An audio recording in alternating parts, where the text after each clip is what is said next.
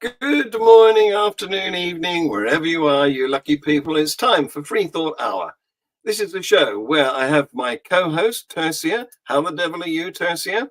Oh, I think I just set the land speed record for getting dressed because a girl without earrings is not dressed. I'm dressed now.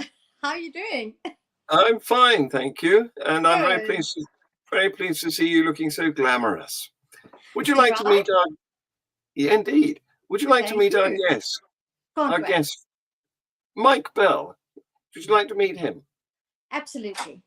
He's got a very interesting story. I can't Mike, wait. welcome. How the devil are you? Hello, I'm Mike. So, How Hello, are Mike. you?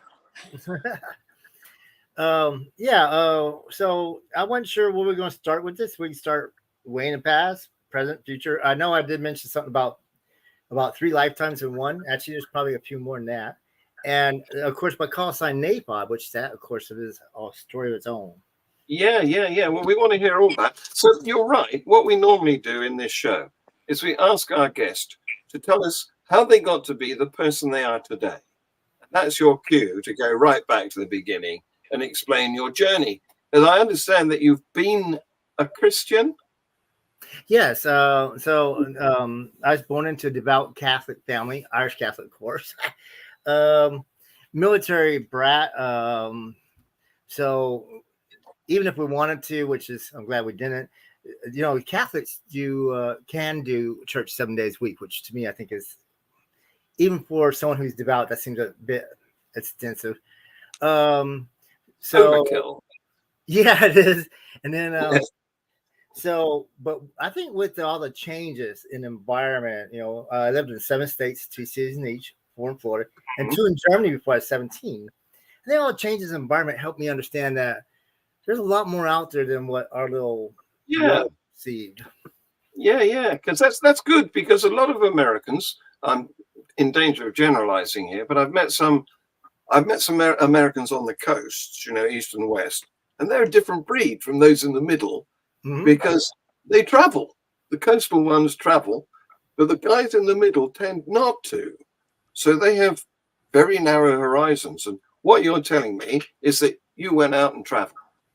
Absolutely. In fact, to add into what you're saying, it seems to be quite accurate. So, although my ex-wife did travel a little bit before I met her, when I met her, she was working at the same hospital she was born in some 30 years earlier. Her brother-in-law actually bragged. His bragging rights were he never left the state of Texas. Personally, I don't see that as bragging rights.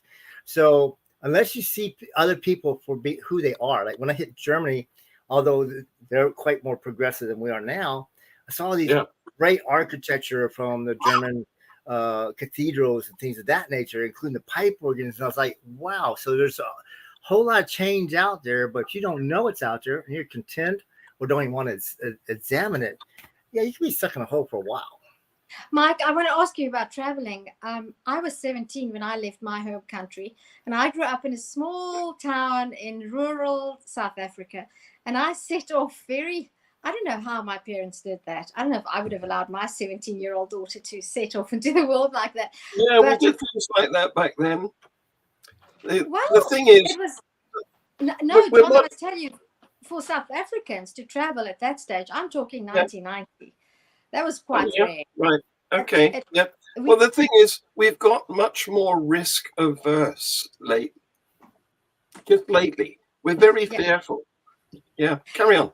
But what I wanted to say was, um, I went to Greece for 9 months as an au pair, and when I came back, I was changed in more than one way. And I found since that any form of travel changes one to the core. I know people in the Western Cape who have never left the Western Cape. And it, people who never leave where they are, travel is not just symbolic of traveling and expanding horizons. Travel changes a person to the core. Where have Yeah. you been? You mentioned Germany, and can you perhaps try to tell us which journey that you took, and I'm meaning literal journeys here, was Yeah. most profound in changing your being, who you are? Yeah, yeah. Well, Was this pre-unified Germany? Was it East and West still, or? so it took me only 15 years to get there. So only 15. So I hit 7 states, living in 2 cities in each, 4 cities in Florida, and 2 in Germany before I hit 17. So yes, it was back when the wall was still up. So my Yeah, dad was army at the time, and no, we can't go over to West Berlin because it's on the east side of the wall. It's like yeah, what? So, but it was a lot of changes going on, even in the education system from one state to the other, and that's a boil of pain. I don't even know if you want to go there, but it was amazing because so I did my 2 years of high school, my last 2 years of high school in Germany from 15 to 17. And I dropped out to join the Navy. And then next thing you know, I wound up in Maurice off the coast of Africa and the Philippines and all these other places and all these different. Hang on, Mauritius? Are you? Did you say Mauritius? Yes, I did. Oh my goodness. Are you familiar with the book? I'm sure it's been translated into English. In Afrikaans, it's Pieter Nella van die Kaap. It's Pieter Nella of the Cape. And it's the life story of a Khoi girl who married a Danish seaman. Well, her father was a Danish seaman. And she was basically, by the time she was transported to Mauritius in the 1600s, she then ended up marrying a Dutch seaman or farmer on Mauritius, and she became eventually the ancestral mother of several prominent Afrikaner families. But most of the book, it's a work of historic fiction, and most of it takes place on Mauritius. So Mauritius has this fascination for me. How long did you spend on Mauritius? Oh no, I was Navy at the time, so 8th grade underway. So we were only there about a couple weeks. Also with every place I've ever been. As a matter of fact, so when I hit Australia, I was lucky in that case because I hit there about 2 weeks before the ship did. So when the ship did, we had another 2 weeks, and then I was gone from Australia. So Mauritius was beautiful, totally beautiful. Australia, matter of fact, it's easier to name the places I don't want to go back to than the places I would. Good idea. Good idea. In fact, there's one on the list. So I'm currently married, and my spouse took me to their hometown. They're like, "Oh yeah, this is where I went to high school."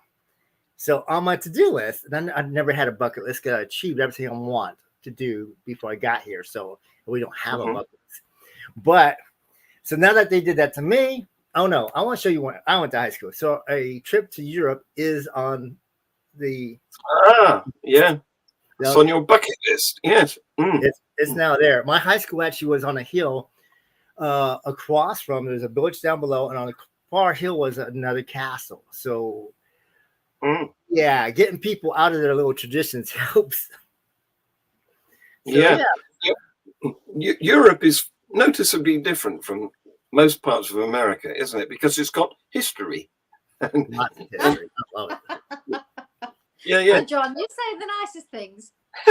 Well, I have Americans visit and stay, and I drive them around, and I drive them over the hill to see Arundel Castle.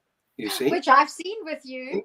Absolutely. And so we go over the hill, and I can hear them. They're often sat in the back. I can, oh gee, a castle, because they don't see any of those things back where they came from. Absolutely. Mike, I can identify with what John would call our lack of history, because I'm often amazed by and a little bit perplexed how 2 colonized countries could have turned out so different and yet so similarly at the same time. When I compare South Africa and the USA, because I mean, we were colonized at around about the same time. Our histories are very similar, except that the English played a more prominent role in the USA from the beginning, and in the case of South Africa, the Dutch stuck around for longer and played the more prominent role. But this idea that people from the New World, if we can call ourselves that, let's call ourselves immigrants, because that's what we are. We are not native to the New World, so we were born. We have a very limited scope on what history is. And every time I visit Europe, which is not often, I've been there twice, and I've been to the UK 3 times, I'm just struck by how old everything is and how that changes the perspective completely. It just, Yes. there's a sense of grounding and a sense of ritual that we can't Tradition. completely, tradition, yes. Yeah. But at the same time, what I find interesting about that sense of tradition is that where there's really old and long history that's fairly homogenous, there's strong bonds with the tradition, while at the same time, paradoxically, there's less attachment to it. It's almost as if people of Europe, they know that traditions are there to ground us, they're not there to hold us back. Whereas us, people of the non-native peoples of the colonized countries, we haven't yet reached that stage in our mental development where we realize traditions are valuable and important, but they can ground us, but they don't have to capture us. And to me, that's an interesting idea, especially, and I must say, I hope I'm not, if I do, stop me, but what's happening in the USA with Donald Trump, I see so many parallels, because you'll be surprised how many supporters Donald Trump and the MAGA movement has in South Africa. And it's something that scares me. And I think it's because we don't yet have enough of a sense of valuing tradition and valuing where we come from, but not being shackled by it. Well, I think that's a lot of, and I was thinking about this earlier, is our education system is, to put it bluntly, we're failing. We're failing. So the whole concept of learning from history is there. It's supposed to be there. And of course, as a traveler, when you get to actually see these places and feel these places, it's not like watching the History Channel. You actually know this happened. Yes. So I am awestruck when I hear these Holocaust deniers. Are you kidding? I've seen those places. They are there.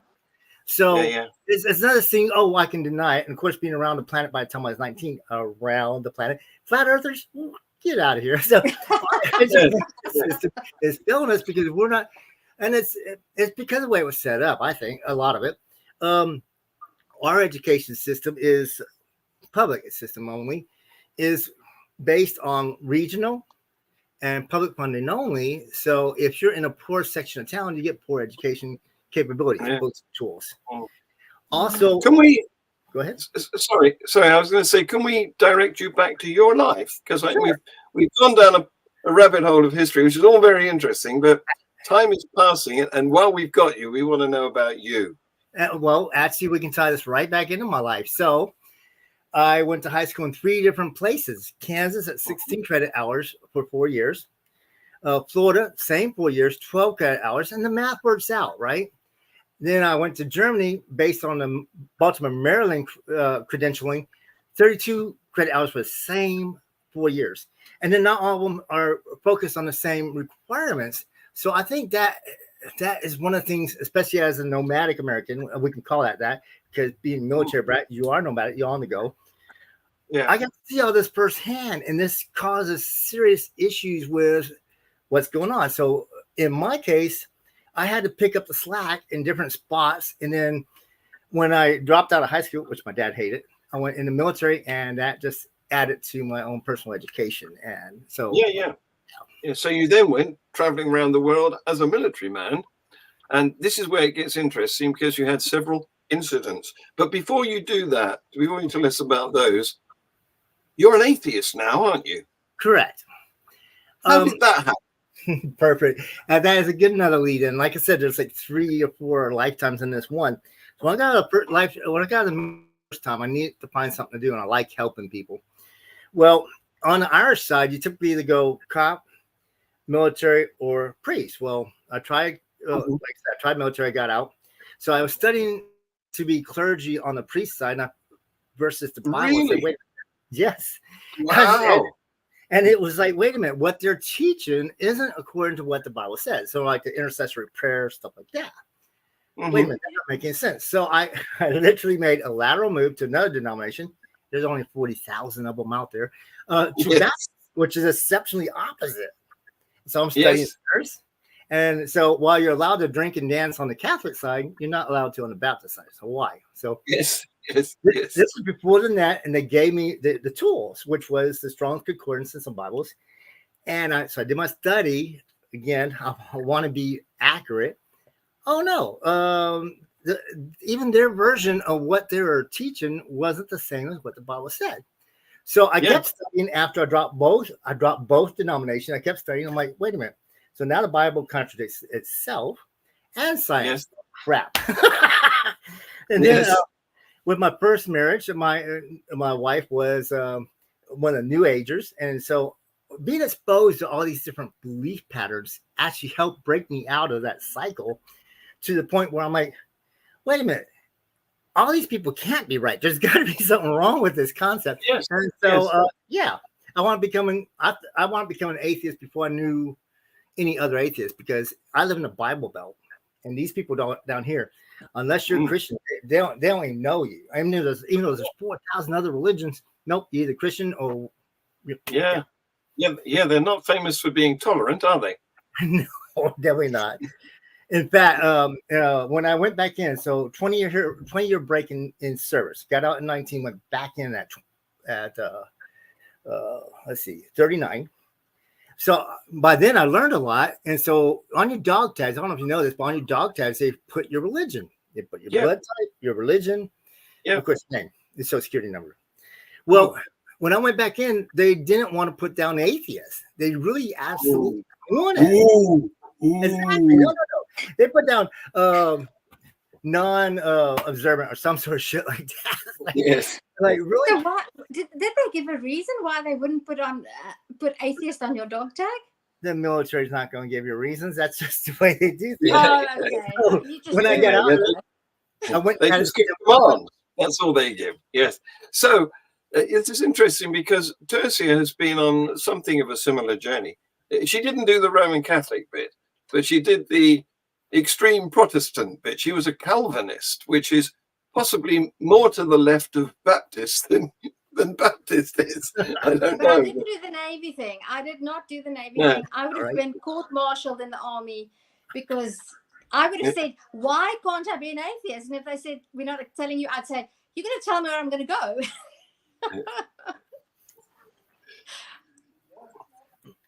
No, So anyway, the military is not kind on asking questions, which is amazing. I made 2 years the first time. So, I mean, they're like, no, you do it this way because I told you to. What? That's right. Yeah. It's a bit like a religion in that respect. It doesn't take criticism or challenge of any sort. You've just got to jump. I hadn't thought about that, but maybe that's not going to get along so well. In fact, so currently, the U.S. is not supposed to be a one religious nation, although according to the Constitution, it's secular, but the Christians don't think that. They don't want to believe that. They want to make sure I do hope that my expression conveyed exactly what I think about that. Oh no, I hear you, absolutely. Well, so when I re-upped, and before they sent me off I had to do another basic. So when I switched from Navy to Army, they had to send me another basic. And they actually hand me out these little NT Bible packets about that big. I'm like, good, I'll put it here in case someone shoots me. Maybe I'll break the cycle. But no, it's like, and then, okay, so I've done a lot of studies, and I argue with people on the net, which I do. And one of their gimmies is, oh, it's the best sold book on the world. Well, yes. Yeah, but you're putting it in hotels, you're putting it in prisons, you're free giving it to people in war zone. Of course it is. And it's and something besides that, any book being a bestseller does not mean that anything that's written in it is true. Indeed. All for what it matters has any value. I mean, comic books are probably some of the best sellers as well, you know. Yes. So, the other thing about that is the recipient very often isn't the payer. He gets given the Bible by somebody who wants to spread propaganda. Exactly. Yeah.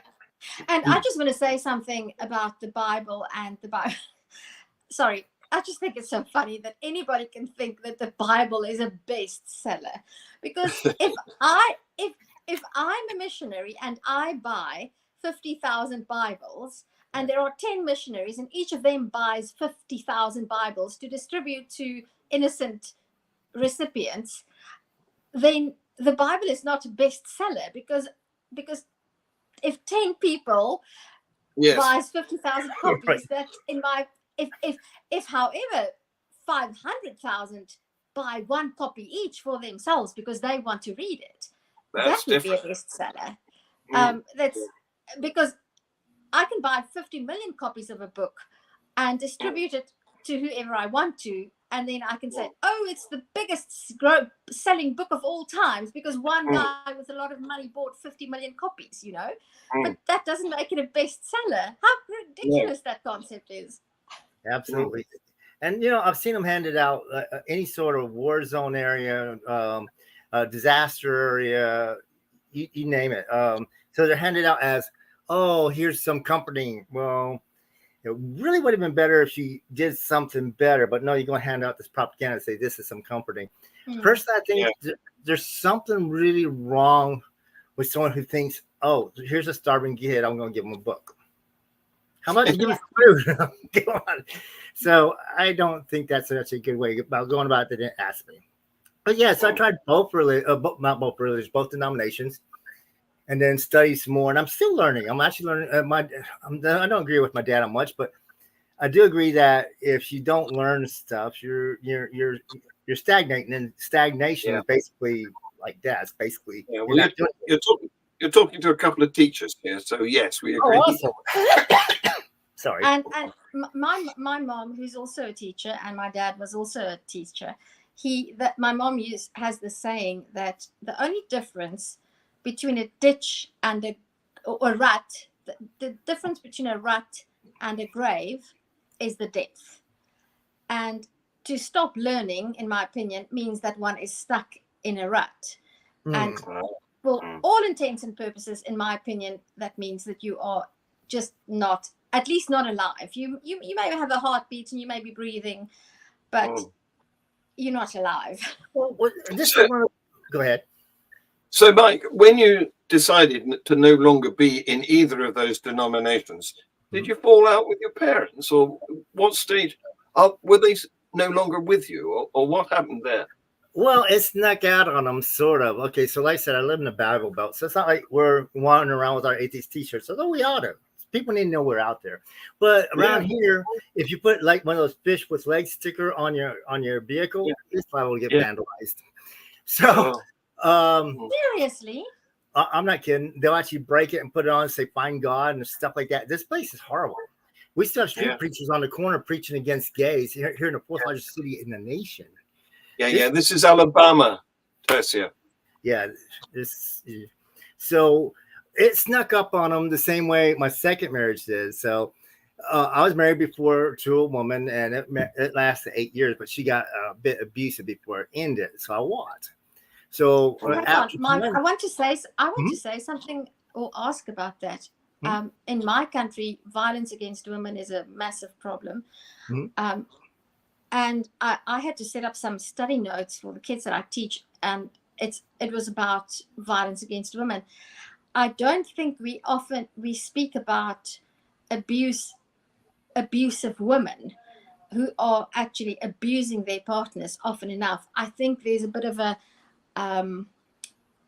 misperception that only men are abusers. So that's something, if you can, I would like you to. Sure. What does abuse by a woman in a marriage look like? So it's a bit of a tangent, and if it's too personal, just give me. No, that's fine. It is a long time ago. It is a long time. It's no issue. So basically, it almost looks the same, but it probably doesn't escalate as fast. So your abuser, typically, male or female, has a tendency to try to isolate you from family and friends, because if they do it nice and slow, and I don't think they're doing it consciously, but if they isolate you from family and friends, then you have no one to go to, and then eventually you're theirs. You got no out. And so in this situation I was in, that's how it worked. In fact, she basically I don't even remember the word, but basically, Isolate. that's right. She isolated me from my family, which I was actually living here in town, and of course, got rid of my friends. So eventually, it went from there, went to verbal abuse, and then from a verbal abuse to went to physical. Now, I'm a guy, and I'm actually well trained in self defense. So when she went to start trying to swing on me, I knew that was not a good idea. I could hurt her just by blocking. So she only hit me once. I mean, that wasn't before the end of it. I mean, we had issues, but she hit me once and said, "That's one." And I just shut up. I walked away. And then she threw something at me. And then she hit me a second time. I said, "That's two." And there was no third. I actually packed up and moved out. And unfortunately, for women, a lot of time they can't. So when you did that, that was a very bold move because you were leaving behind Everything. Your previous relationship, your home, your friends, your children? I think that was life number 2. No children, but we did try. And actually, what's weird is we kind of sort of hung out together for a year afterwards, and we almost did have one who passed away at almost a 4-month long thing. And I'm exceptionally against this whole mandated birth crap.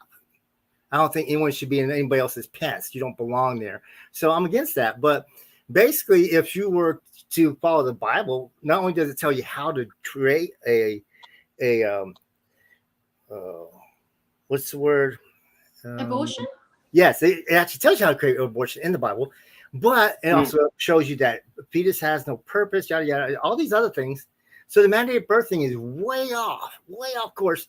And then if you still went by, God's rules in charge of everything, that means for every miscarriage is a God's abortion. What? So yeah. God. In fact, 4 out of 10 conceptions are miscarried. Mm-hmm. Maybe as high as 6. It's difficult to measure, but it may be as high as 6. So that makes God the biggest abortionist.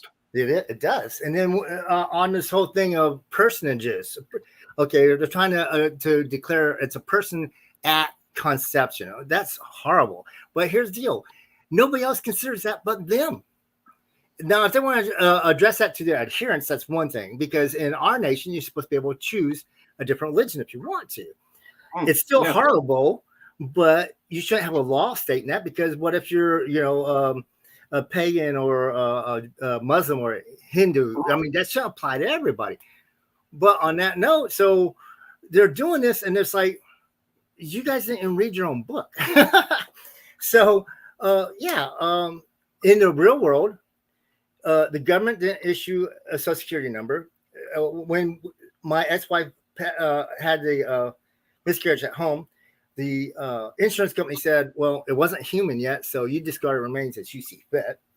And even the hospital said, because of that home, you discarded the remains as you see fit. So even according to everybody else that's almost rational, it wasn't even a human yet. Yeah, it's funny how that works.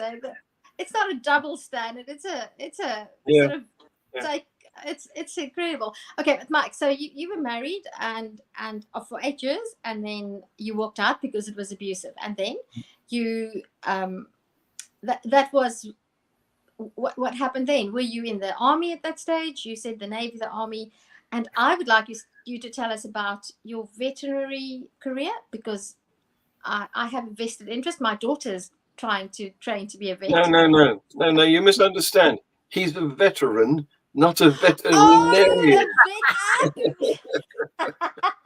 I just saw vet. You're a veteran. Yeah. You're a veteran. Veteran of life. So go ahead. Military veteran. A military veteran. My first hitch only hit 2 years, and remember I was talking about differences and how many lives. So I actually wound up going from 19 to about 24 with that first section, got married.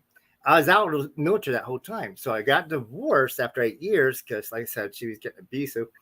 Then comes the next life. So I was on a party. I was having fun. I was like in my element. I was doing my computer stuff, which was my field, which helped enhance my logic capability.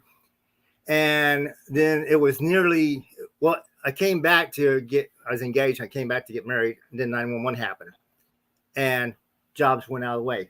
So that didn't happen. And 2002 happened back in the military. So after being out for 20 years, Yeah. back to marching. And it was really, really eye opener, because when I came back as E5 versus the E3 I left as, I got more Hang on, respect. what does that mean?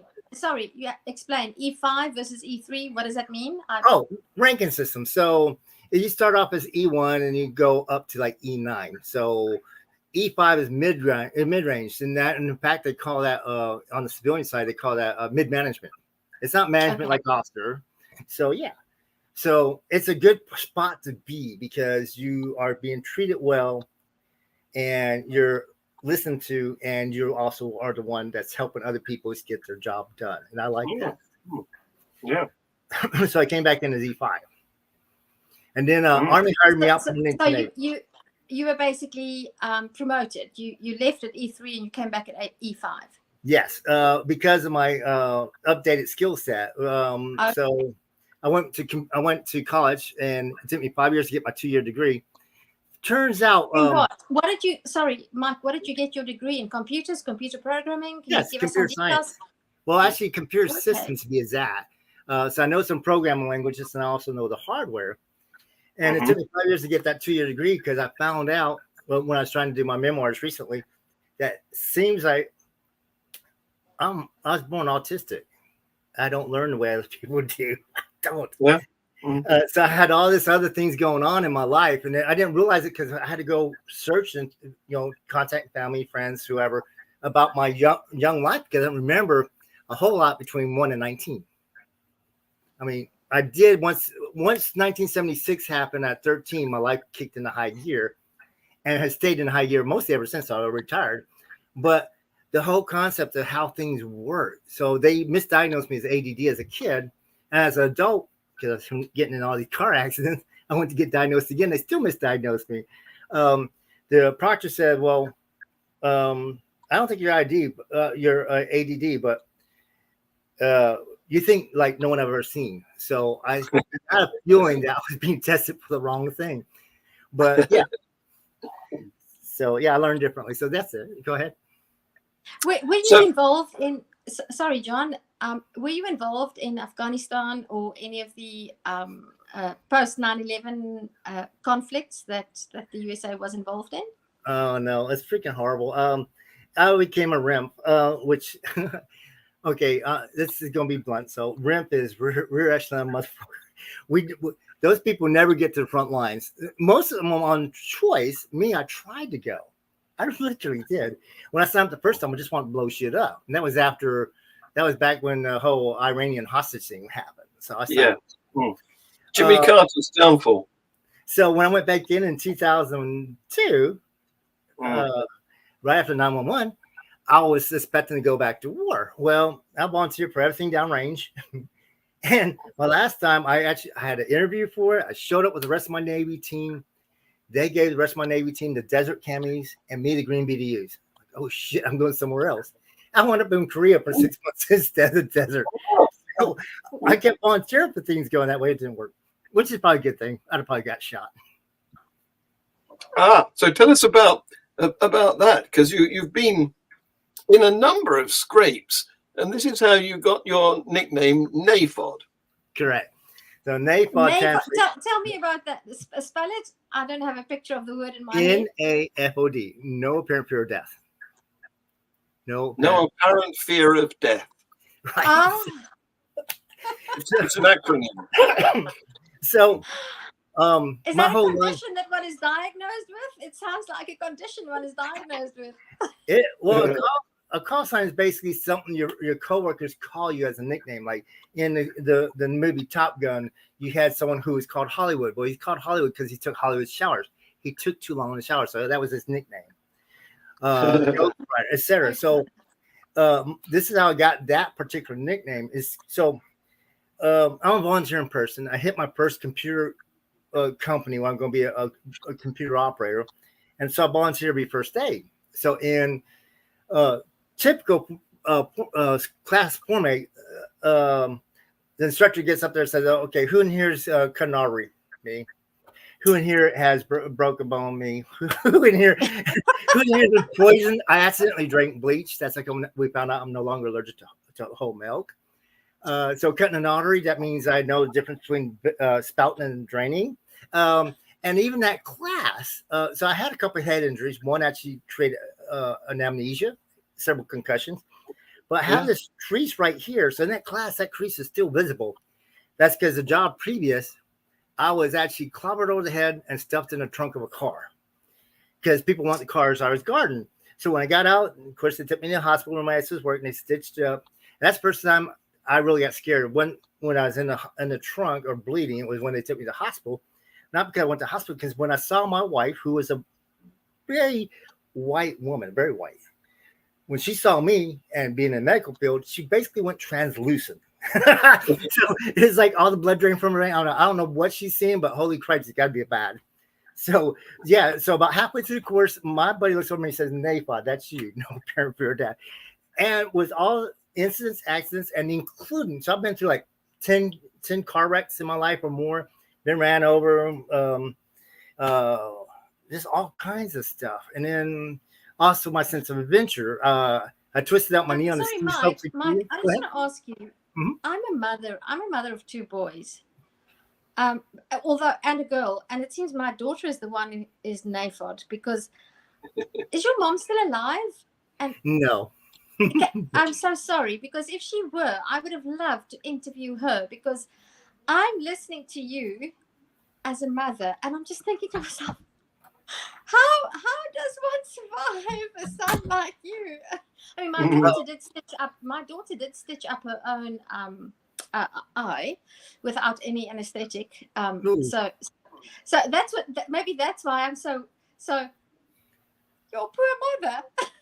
Well, and I agree with the poor mother thing, because, okay, so when I was a kid, they had no diagnosis for autism. It was often misdiagnosed as ADD.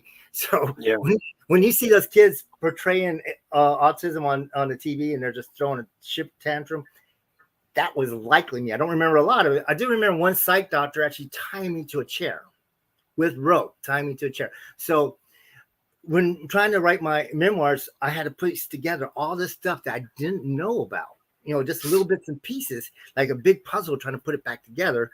And sure enough, quite sure I was. And so as far as you're being a mother, listen, the only way I know my mom handled it is, so she actually would tell us that she would take happy pills, which translates into my world as antidepressants. What? Yeah. Mothers live on those. She probably prayed a lot as well if she were religious. Oh yeah, she was devout Catholic. And then one of the ways to retain my spasms of total destructiveness is she would grab on and just hold on until I quit moving, like a straitjacket. Just grab on and hold it, and then that actually worked. But this whole thing of the tantrum thing didn't actually go away. I don't know if ever. I'm currently diagnosed as, well, the military says I'm diagnosed as I don't play well with others. so is that a condition? Well, I have to translate a lot of things from military terminology to civilian, because, like, when I got out of the military the first time, I was a missile launcher tech. Well, no one would hire me because they're not building missile launchers, and we didn't have a computer translate it. But so recently, when I went on assignment with the Navy, I was down here for a month doing close quarter combat drills, teaching people how to do that. But when I translate that for my buddy who's civilian, I said we had 29 days of paintball and laser tag, which is accurate, but it wasn't the goal of the exercise. So yeah, it's probably not a good thing to have on your CV if you're applying for a civilian job. Now they actually do have a MOS translator. You can type in I was E5 IT or whatever, and it'll come up and put it in civilian terminology. But back then, it was before the net. Mike, I just, if you don't have anything, John, I want to ask about this thing about no apparent fear of death. Do you think that besides the autism and the ADD and all those diagnoses, which I'm often a little bit skeptic about, but let's not go there. Do you think that as an atheist, you you have more or less. Well, you didn't have a fear of death to begin with, but I'd like you to explore that idea a little bit about fear of death, and because I think that many Christians actually adhere to Christianity because we have an inherent fear of death as humans, because as far as we know, we're the only species who actually live with daily live our lives knowing that our lives will end. And my experience is that as a Christian, one sees that completely differently to as somebody who's a non-believer.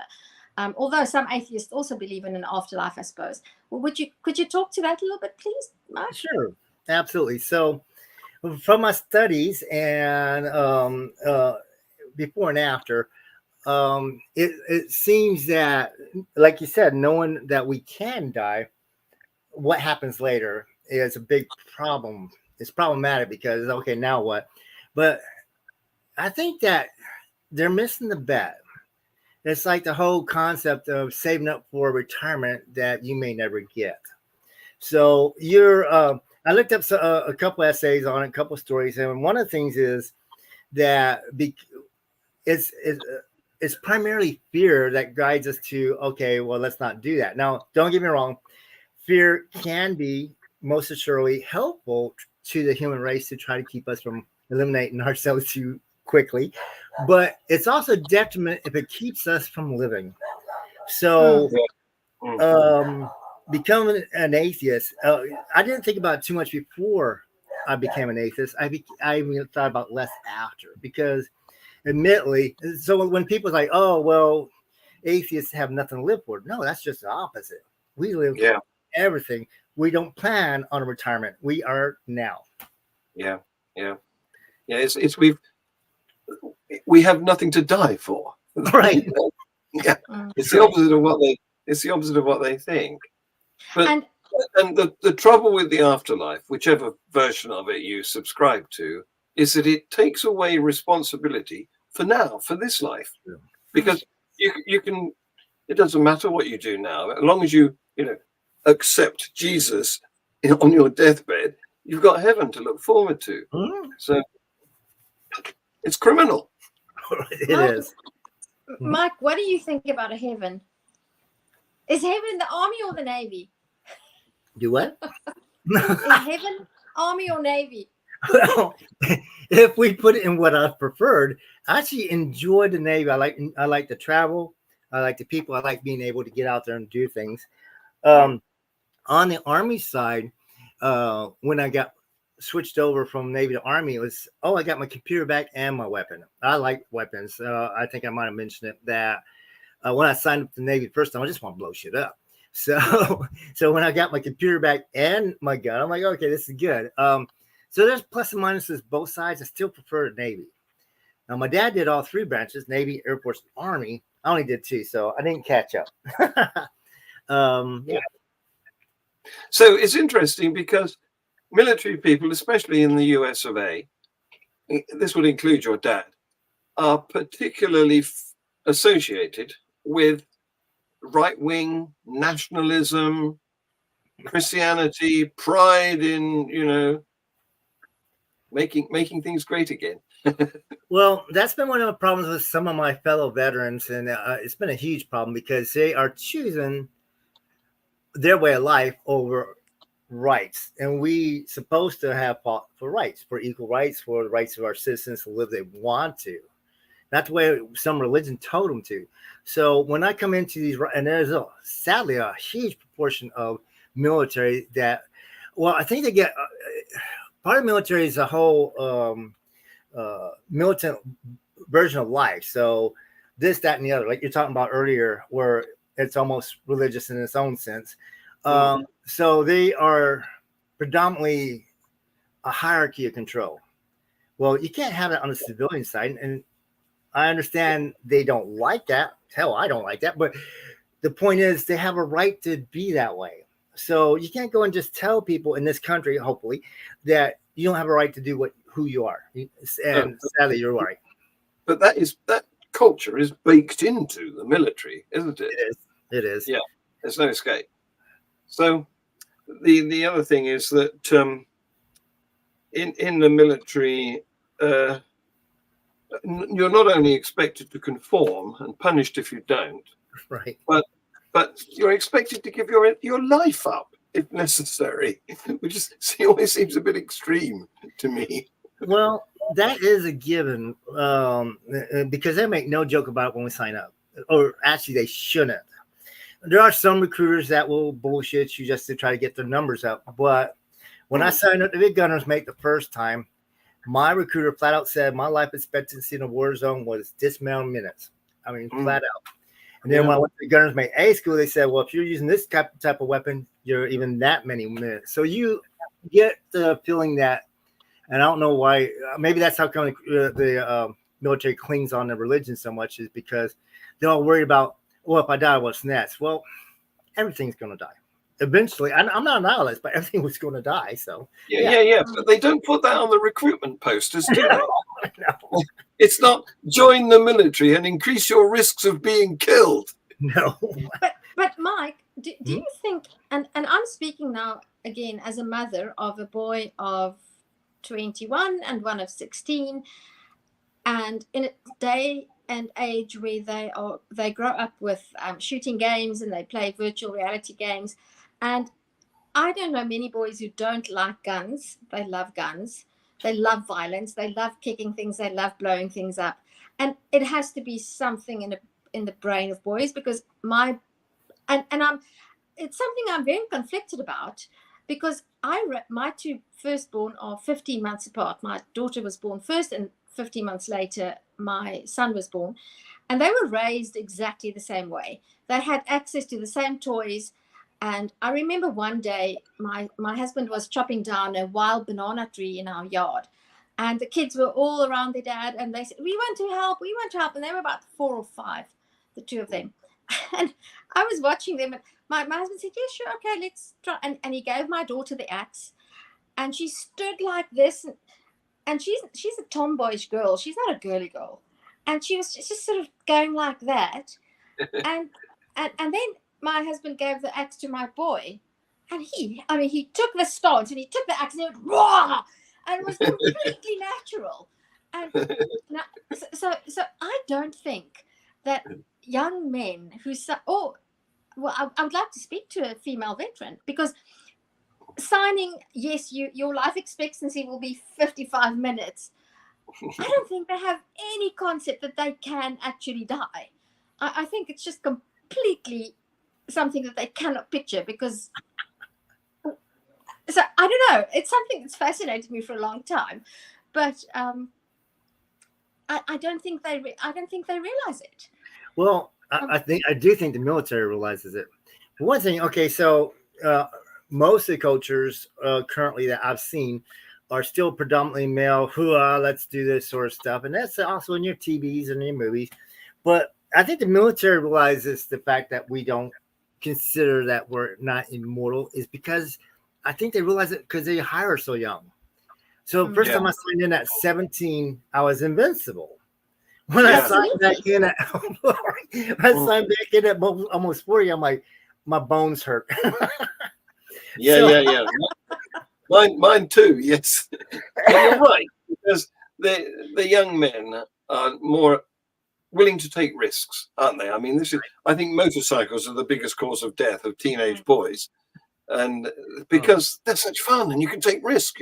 Unfortunately, the outcome is on that note. It's fatal. Yeah.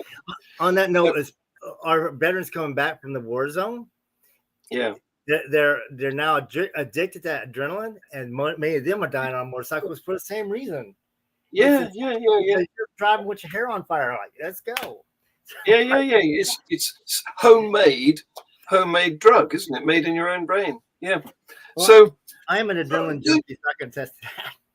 Yeah. Don't you think that the culture is changing a bit now, because we do have women in the military now that we didn't used to have, and we do have female soccer teams, and I've got a daughter who's just started playing rugby. For heaven's sake, My game. So that's quite a contact sport. You get hurt. So I don't think it's not quite the same as it was years ago when girls were supposed to be, what's my favorite expression? They were supposed to be obscene and not heard. Obscene. Obscene or seen and not heard. Oh, did I get it wrong? Obscene, like the OB, obscene or seen and not heard. But no, you have your version, I'll have mine. Right. I have actually worked with my fellow veterans, my fellow female veterans, and they're tough as nails. They can do the job that they want to do. And the thing again, I don't know if we're wired differently. I know for a fact that one of the things that has, like I was mentioning, when I twist out my knee on the ski slopes 2 weeks later, I was doing the Seoul Marathon, is as an adrenaline junkie, I need those. I don't know if they're called endorphins or what, but I need that contact high of get me there. Yeah. And I'm not sure how many girls are allowed to even go there. Are you allowed to jump from a tree just because you want to? I mean, so yeah. I don't know, but it seems that they do, parachute diving. What's that version called where you don't open the parachute? Parasailing, where you actually have the sail and you're tied to a boat. I've done that. No, I'm thinking you jump out of an aircraft at 20,000 feet, you come down and you don't bother to open your parachute until 2,000 feet. Skydiving, that's what it's called. Yeah, skydiving. Well, something that's interesting is as a teenager, I was a bit of an adrenaline junkie. I enjoyed being afraid. I liked to climb up places and do things that made me feel afraid. I enjoyed that, but then after I became a mother, and I didn't think about this until the day that we were at the beach and where we lived, there were the embankment. It's these structures they're called dolose. They've actually invented by a South African naval engineer, and they used the world over. And I used to, before I was, even after a married woman, I used to walk on those and sit there and climb up them. And then when my kids were 2 and 3 years old, we went walking along the pier, and my husband took the kids and he was holding them by the hands and he took them out onto the dollar, and I almost had 12 heart attacks. I was literally almost fainting, saying, no, get it. And I think one changes. And well, there's two things on that. Now it's no longer you. Now it's your concern for your offspring, and that's huge. Yes. Yeah. It's huge. Yes. And then also, even if it was you still have to worry about who's going to be taking care of your offspring. Taking care of them. Yeah. Right? Yeah. So yeah. You've invested so much in your children, haven't you? Yeah. And of course, that's also what makes mothers such a drag. Oh, I want to get back to one other point that you mentioned before we let that part go. You asked about when my parents finally knew I was atheist and how I came out, etc. Yeah. Okay. Well, pretty much the same way they eventually found out that I was going to marry a guy. So I've been with Lupe 21 years now, but they just kept seeing us together. So eventually I quit going to church, and I didn't want to do social functions at the church. Hang on, Mike. Sure, go ahead. Are you saying that you're actually with a person of the same gender as you? Yeah. So you did 2 terrible things? Many more than that. 3 or 4 lifetimes. Trust me, many more than that. Because my brother came out as gay when he was in his early 20s, and now thank reason, both my parents also deconverted.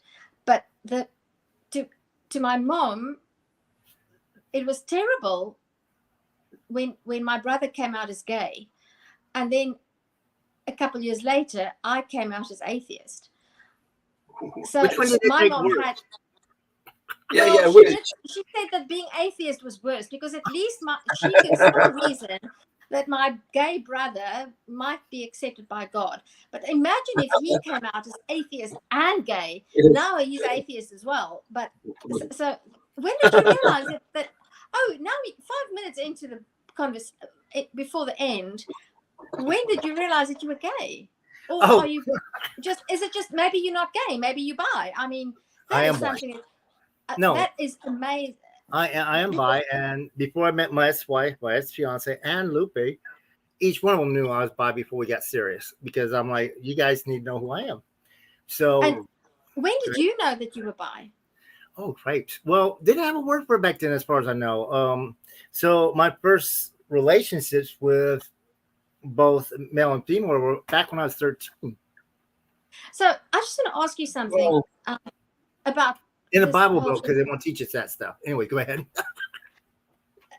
about being bi.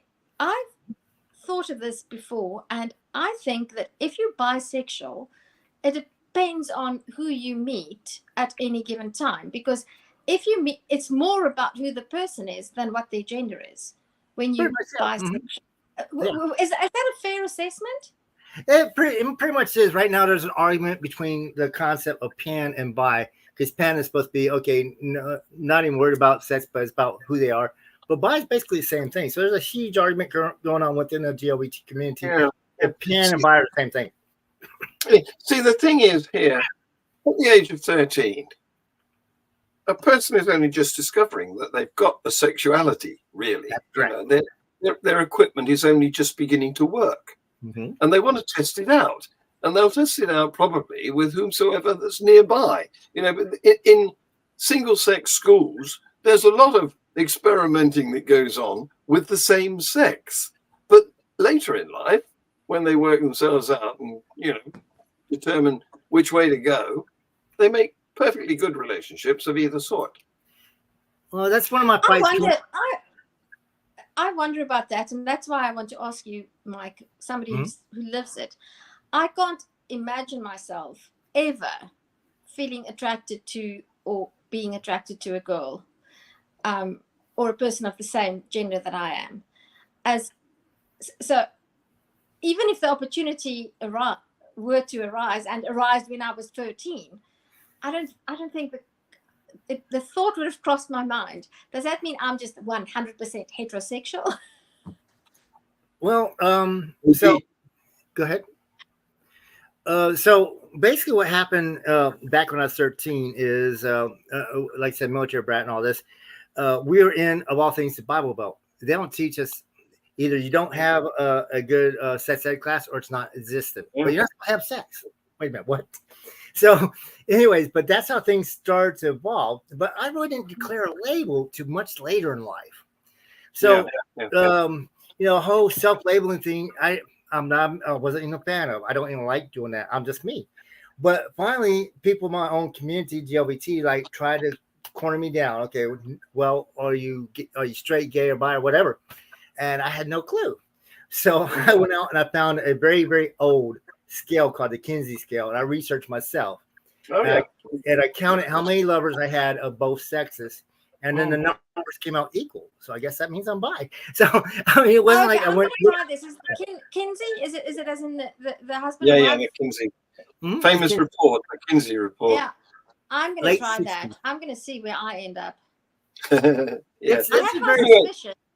It's a very primitive scale. What's that? It is, yeah. It's a very primitive scale. It says ultra hetero here, and then ultra gay here, and there's like numbers in between. Very primitive, but yeah. Yeah, it was big about, well, I don't know, 50 years ago maybe, and I don't know, I haven't kept up with whether it's been superseded or not. But guys, it's bad news. I'm afraid I've got to tell you that the hour is nearly over, and I'm quite strict about it. The what? Well, when I don't know, we covered a number of interesting topics, didn't we? The thing is, nowadays, when you put something on YouTube, it chops it up into bits, and it highlights, it calls them, and so we can pick out the bits that we like best. Maybe it's a sexy bit at the end there. I don't know. Anyway, next week we have somebody who's been watching us today. It's Daryl Davis, who knows you, Mike. I think he well, maybe not in, you know, shaking hands way, but he's seen you on the YouTube, and so he's going to follow in your footsteps and tell us his life story. Mike, you've been fantastic. Thank you very much. I meet a lot of people at the fairs when I was working there, so that's probably someone I met there. It's been great. I loved it. You're right. We don't have time too soon. Yeah. Unfortunately, though, I can't play you the outro where your name goes up because my software doesn't seem to want to upload it. I've made one, but it won't take it. How annoying. I think I'm going to have to get it updated or something. Anyway, Tercia, you've been wonderful too, as usual. Thank you very much. I do have a question. Where do I find this ahead. on the YouTube? Yeah, go ahead. Where do I find this on the YouTube again when I go looking for it? It's at FreeThought Productions channel. Okay. Easy to find. And if you go to the poster I made and click on that in your social media, it will take you there. Okay. Great. Say bye-bye. Thank you very much. Thank you, future viewers. Nice to talk. Past and future viewers. Thank you. Right. Here we go with the anonymous.